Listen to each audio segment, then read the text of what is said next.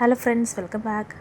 അപ്പോൾ കുഞ്ചൂസ് സ്കൂൾ വിട്ട് വന്നപ്പോഴത്തേക്ക് എന്നോട് പറഞ്ഞു പഴംപൊരി ഉണ്ടാക്കി താമാന്ന് പറഞ്ഞു. ഇവൻ പറയാൻ തുടങ്ങി 2-3 ദിവസമായി. കുഞ്ചൂസിന് ഈ എണ്ണപ്പലഹാരങ്ങളിൽ ഏറ്റവും ഇഷ്ടം പഴംപൊരിയാണ് കേട്ടോ.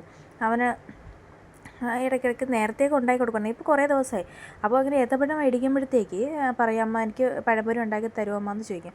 പക്ഷെ ഞാനങ്ങ് വിട്ടുപോയായിരുന്നു. ഇടയ്ക്ക് ഇങ്ങനെ അവൻ സ്കൂളിലിട്ട് ഇറങ്ങി വരുമ്പോഴത്തേക്ക് ഒരുപാട് ലേറ്റ് ആവുകയും ചെയ്യും. പിന്നെ അങ്ങ് ഓരോ കാര്യങ്ങളൊക്കെ പോകുമ്പോഴത്തേനും ഇതങ്ങ് മറന്നുപോയി.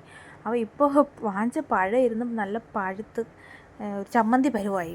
അപ്പോഴും ഞാൻ വിചാരിച്ച് എന്തായിരുന്നാലും ഇനിയിപ്പോൾ അങ്ങ് ഉണ്ടാക്കാമെന്ന് വിചാരിച്ചിട്ട് ഉണ്ടാക്കി ഇറങ്ങി തന്നെ ഉണ്ടോ. ഞാൻ മൈദ മാവിൽ കുറച്ച് അരിപ്പൊടിയും കുറച്ച് റവയും മിക്സ് ചെയ്തെടുത്തിട്ടുണ്ട്. അതിലേക്ക് പിന്നെ ലേശം ഒരു കളർ കിട്ടാൻ വേണ്ടിയിട്ട് മഞ്ഞൾപ്പൊടിയും ചേർത്ത്, ഞാൻ കളർ നമ്മൾ അല്ലാത്ത കളറൊന്നും ചേർക്കാതെ പകരം മഞ്ഞൾപ്പൊടി തന്നെയാണ് ചേർക്കുന്നത്. പിന്നെ ഉപ്പിട്ട് കൊടുത്തിട്ടുണ്ട്. ഇതിന് വെളിച്ചെണ്ണയിലാണ് കേട്ടോ ഞാൻ പൊരിച്ചെടുക്കുന്നത്. കുറേശ്ശെ 2 എണ്ണം ഇതൊക്കെ ഇതിലിടാൻ 2-3 എണ്ണയൊക്കെ ഇടാൻ പറ്റില്ല. ഇനി കുറച്ച് അധികം ഇട്ട് പിന്നെ ഇളക്കിയെടുക്കാൻ പാടാണല്ലോ എന്ന് വിചാരിച്ചിട്ട് ഞാൻ ആദ്യം 2 എണ്ണം ഇട്ടാണ് പൊരിച്ചെടുക്കുന്നത്.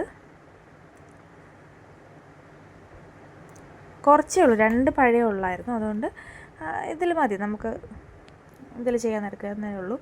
പിന്നെ ഞാൻ വലിയ സ്പൂണൊക്കെ എടുത്ത് എന്താ പറയുക, കഴുകാനുള്ള മടി കാരണം ഞാൻ ആ മാവ് മിക്സ് ചെയ്യാൻ എടുത്ത സ്പൂണിൽ തന്നെ അങ്ങ് മറിച്ചിടണം കേട്ടോ. ആരും തെറ്റിദ്ധരിക്കരുത്, തന്നെ മടിയൊന്നും ഇല്ലാത്ത കുട്ടിയാണ്.